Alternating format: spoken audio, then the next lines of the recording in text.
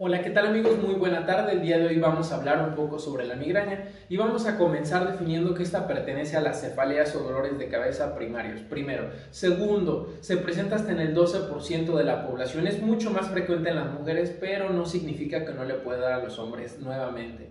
Ahora, ¿por qué hablar de migraña? De entrada, porque bueno, la migraña, como les digo, es un padecimiento común y que a veces también se subdiagnostica, a veces pasa desapercibido en muchas ocasiones o incluso el médico lo clasifica nada más como una cefalea tensional, pero hay que prestar atención. Tenemos dos tipos de migraña, migraña con aura y migraña sin aura. ¿Cuál es el aura? El aura son síntomas generalmente neurológicos, sensoriales o motores que pueden llegar a presentarse previo al episodio del dolor de cabeza. Por ejemplo, hay pacientes que dicen yo percibo lucecitas, me vibra el oído o tengo algún sonidito extraño como una mosquita por ahí, o en ocasiones siento como que se me paraliza la mitad del cuerpo, que no puedo mover una mano, que se me altera la conciencia.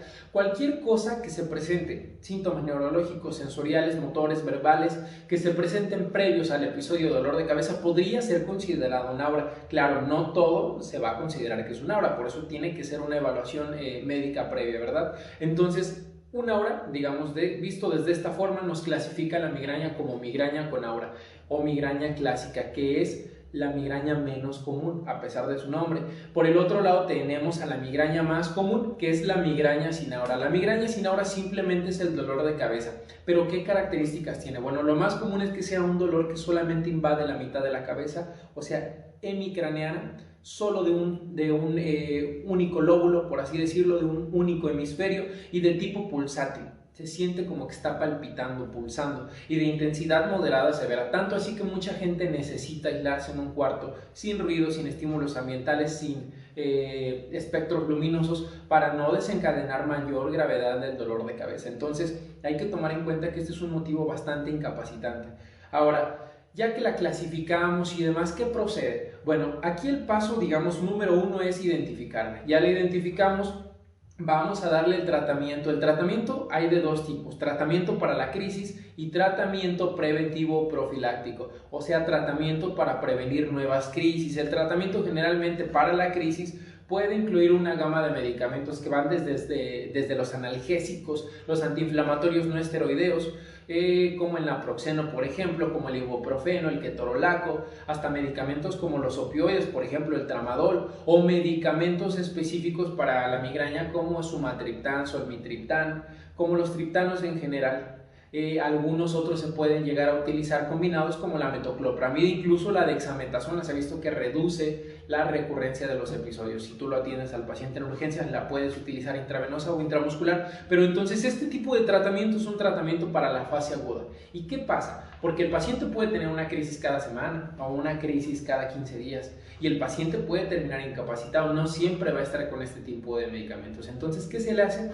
En un paciente en el que las crisis son bastante frecuentes, podemos utilizar tratamientos preventivos y esta es la parte importante del tema, que hay medicamentos con los que podemos disminuir la recurrencia y propiamente, por así decirlo, bajar la intensidad de esas crisis, de tal forma que el paciente esté libre de enfermedad, por así decirlo, por un mayor tiempo, por meses, por ejemplo.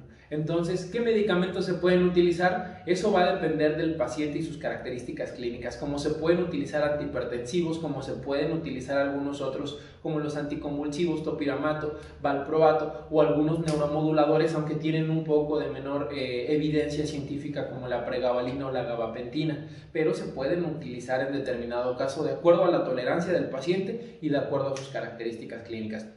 Y ahora, ¿qué puedes hacer tú como paciente para prevenirla? Porque claro, siempre hay factores precipitantes o factores desencadenantes del dolor de cabeza. Dentro de estos, ¿a cuáles tenemos? No dormir, privarse del sueño, desvelarse en exceso, estar expuesto por tiempos prolongados a la televisión, a las pantallas, a cualquier dispositivo electrónico, por ejemplo, estar bajo una tensión emocional bastante severa. Pacientes que tienen trastorno de ansiedad de migraña cada rato tienen crisis dolorosas, por así decirlo. También pacientitos con ciertos alimentos logran identificar, por ejemplo, el chocolate, sobre todo porque tiene sustancias como las bradicininas que pueden producir vasodilatación y nos pueden llevar a un episodio de dolor de cabeza. Algunos otros, como los cambios de clima, también se han asociado.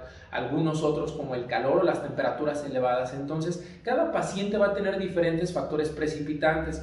Por supuesto que se intentan controlar todos y también disminuir algunos factores de riesgo, como por ejemplo el tabaquismo o el alcoholismo. Hay algunos otros que no podemos disminuir o quitar del todo, ¿verdad? Por ejemplo, hay una migraña que se llama catamenial y se asocia justamente al periodo menstrual. Y en estos casos, pues bueno, la paciente te dice, ¿sabes qué? Cada que me viene el periodo menstrual, empiezo con mi crisis. Y es un dolor de cabeza así y así, y entonces ya lo vamos identificando. Aquí la importancia de esto, como les decía, es entonces identificar, dar su tratamiento para la fase aguda, su tratamiento preventivo, identificar los factores de riesgo asociados y tratar de mejorar en general la calidad de vida del paciente. Entonces, si tú padeces migraña, conoces a alguien que probablemente la padezca, puedes acudir con nosotros para recibir tu evaluación y dejarte el tratamiento lo más adecuado posible. Gracias.